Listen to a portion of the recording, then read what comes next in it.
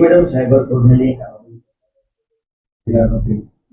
Police commissioner sir Surat શહેર દ્વારા cyber crime સેલને ખાસ સૂચના આપવામાં આવેલ હતી કે સુરત શહેરની અંદર નાગરિકો સાથે જે અહીંયાથી કોઈ પણ પ્રકારનું ફ્રોડ થતું હોય, ઇન્વેસ્ટમેન્ટ ફ્રોડ જેને કહેવામાં આવે છે અથવા તો MLM સ્કીમ તરીકે ઓળખીએ છીએ, જેની અંદર નિર્દોષ નાગરિકોના જીવનભરની કમાણી એમને લલચાવી ફોસલાવીને ઊંચા વ્યાજની લાલચ આપીને એમને છેતરવામાં આવે છે અને ફાઇનલી પૈસા ડૂબી જાય એ પ્રકારની સ્કીમો જો ચાલતી હોય તો તેના ઉપર વોચ રાખી અને કાર્યવાહી કરવા માટે જે સૂચના આપવામાં આવેલ હતી તે અંતર્ગત ગઈકાલે સાયબર ક્રાઇમ સેલ દ્વારા શહેરના સરથાણા વિસ્તાર તથા ઉત્તરાયણના મોટા વરાછા વિસ્તારની અંદર બે કોમર્શિયલ કોમ્પ્લેક્સની અંદર રેડ કરવામાં આવેલ હતી.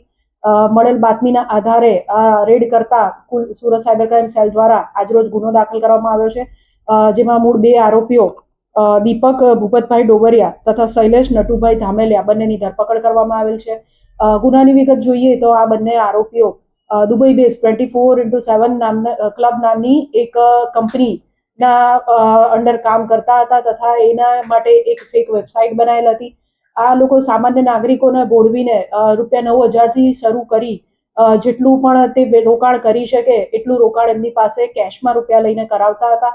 આ કરવામાં આવેલ રોકાણ બદલ તેઓને એક ફેક વેબસાઇટની અંદર લિંકથી લોગિન કરાવવામાં આવતું હતું અને એક જે ભોગ બનનાર છે અથવા તો એક જે વ્યક્તિ પાસે આવું રોકાણ કરવામાં આવે તે બીજા વ્યક્તિને પણ પોતાની આઈડીની નીચે રોકાણ કરાવે તો તમને કમિશન મળશે એમ કરી સેબી કે RBIના કોઈ પણ પ્રકારના લાયસન્સ વગર આખી મલ્ટી લેવલ માર્કેટિંગની સ્કીમ ચલાવતા હતા. વ્યક્તિઓ જે છે જે ભોગ બનનાર છે એ લોકોને 10 થી 11% જેટલી અને પોતાના નાણાં લગભગ 3 ગણા જેટલી કરી આપવાની લાલચ આપવામાં આવતી હતી.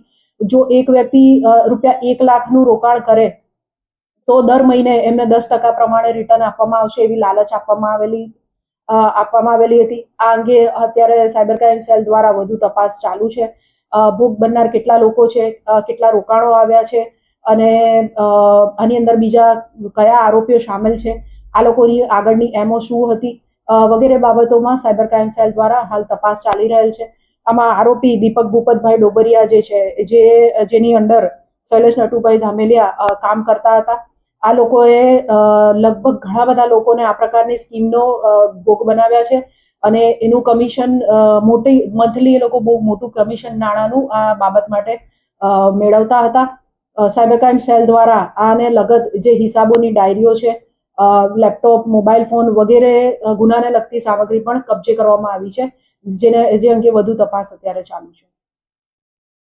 દુબઈની જે કંપનીની વાત આવી તો કઈ રીતનું કંપનીમાંથી ઇન્વેસ્ટમેન્ટ થતું, કઈ રીતનું રોકાણ અહીંયાથી અત્યારે USDT વગેરે વિશે અત્યારે કશું કહી ન શકાય. હજુ ગઈકાલે રેડ થઈ છે અને તપાસ ગુનાની ચાલુ છે. જેમ વાત કરી કે દુબઈની જે કંપનીની વાત છે તો રોકાણ અહીંયાથી ત્યાં મોકલવામાં આવે છે, ત્યાંથી અહીંયા નહીં. અને અહીંયા જેમ આગળ વાત કરી કે કેશમાં મિનિમમ ₹9,000 થી લઈને જેટલું પણ વ્યક્તિ રોકાણ કરી શકે એ રોકાણ એની પાસેથી લેવામાં આવતું હતું. પછી આ નાણાં કેવી રીતના આગળ મોકલવામાં આવતા એ તમામ બાબતો અંગે અત્યારે સાયબર ક્રાઇમ સેલ દ્વારા તપાસ ચાલુ છે. ઓકે.